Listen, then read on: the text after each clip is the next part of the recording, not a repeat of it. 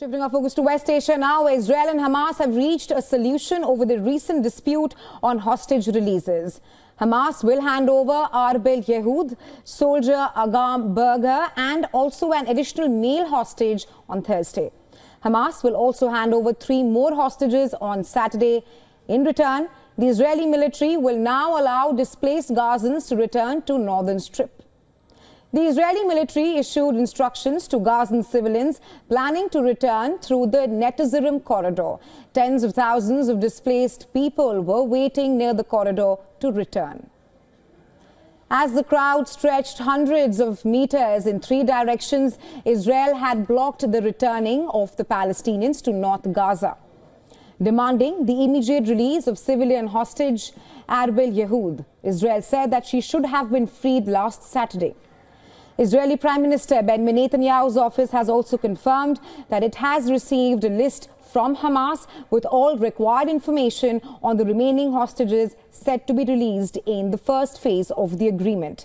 However, Israeli media has claimed that the list only includes an overall number of captives who are alive rather than a specification regarding each abductee. Meanwhile, US President Donald Trump's proposal to just clean out Gaza has been rejected by US allies in the region. Trump had suggested that large numbers of Palestinians should leave Gaza and Jordan and Egypt could take in the population either temporarily or for a long term.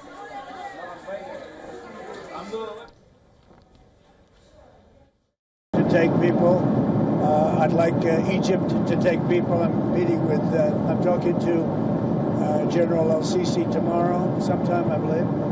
And I'd like Egypt to take people, and I'd like Jordan to take people.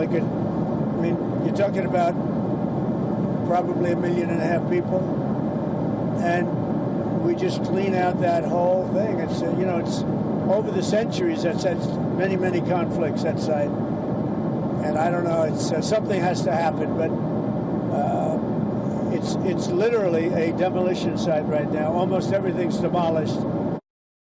Well, Jordan has, however, firmly rejected any forced displacement of Palestinians, saying that they believe in the 2-state solution. Our position that the 2-state solution is the way to achieve peace stands unchanged. Our rejection of the displacement of Palestinians is firm and will not change. This is not only a firm position that the kingdom cannot deviate from, but it is also a necessity in order to achieve the security, stability and peace that we all want. Egypt also rejected the plan. In a statement, Cairo's foreign ministry expressed Egypt's continued support for the steadfastness of the Palestinian people on their land. The Arab League also warned against attempts to uproot the Palestinian people from their land, saying that such an act can only be called ethnic cleansing. Palestinian President Mahmoud Abbas also condemned on Sunday any projects to relocate the people of Gaza outside the territory. A senior Hamas official also dismissed Trump's comments and described them as very strange. In reality, these remarks are very strange.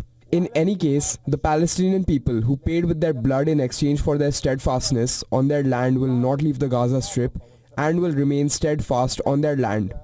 Taking an example of the poet saying, "We will stay here until hope returns." Displaced Palestinians have also rejected calls by Trump for Egypt and Jordan to take in the Palestinian refugees from Gaza. The call by the U.S. president is completely rejected. If he thinks he will forcibly displace the Palestinian people, then this is impossible. The Palestinian people firmly believe that this land is theirs. This soil is their soil. No matter how much Israel tries to destroy, break, and to show people that it had won, in reality it did not win. It destroyed and ruined things and showed the people that it is a failed state. Well, for more on this, we're earlier joined by CEO of Gulf State Analytics and Professor of Georgetown University, Giorgio Cafiero, and here's what he had to say on Trump's proposal of clean out Gaza.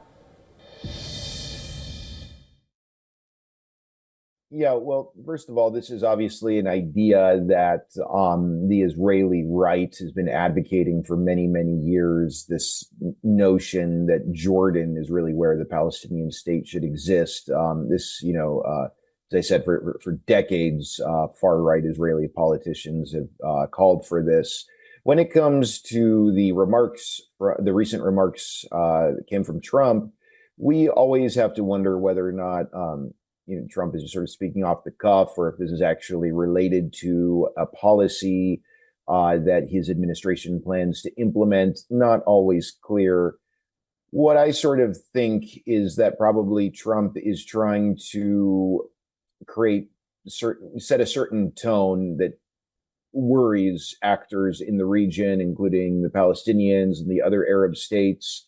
And this also comes in the aftermath of him saying things or doing things that frankly have worried the Israeli government. I think this is sort of part of Trump's strategy. And I think he's trying to create certain conditions that will make it easier for him to ultimately, at the end of the day, come across as a peacemaker. If this is going to work, I do not know. I certainly think it's very irresponsible for him to just sort of casually advocate massive ethnic cleansing. But with Trump, he's always unpredictable, and he's always going to make these kinds of remarks, and it's not always easy to know what to make of them.